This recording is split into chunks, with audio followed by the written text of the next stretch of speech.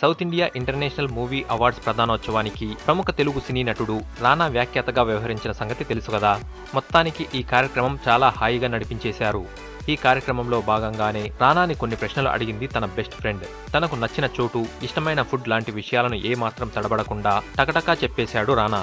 అవి అప్పటి హడావిడిలో ఎవరూ పెద్దగా పట్టించుకోలేదు, కానీ ఇప్పుడు మాత్రం ఆ మాటలే వైరల్ అయ్యాయి. ఇంతకీ ఆ రోజు రానా చెప్పిన ఆన్సర్లేమిటో తెలుసా? ఒక పాట జీవితాంతం వినాల్సి వస్తే బాహుబలిలోని మాహిష్మతి టైటిల్ సాంగ్ వింటానన్నారు. ఎప్పటికీ ఒకే నగరంలో ఉండాల్సి వస్తే హైదరాబాద్లో ఉంటానని చెప్పారు. ఒకే ఫుడ్ తినాల్సి వస్తే హలీం తింటుంటాను అని చెప్పారు.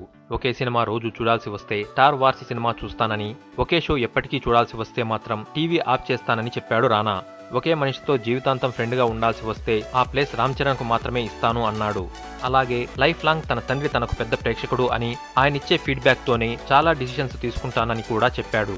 ఒకే స్టార్తో జీవితాంతం గడపాల్సి వస్తే అన్న ప్రశ్నకు మాత్రం సమాధానం చెప్పలేను అన్నాడు. తాను పుట్టిన దగ్గర నుంచి స్టార్ల మధ్యనే పెరిగాను కాబట్టి ఒకే స్టార్ను ఎంపిక చేసుకోవడం చాలా కష్టమన్నాడు.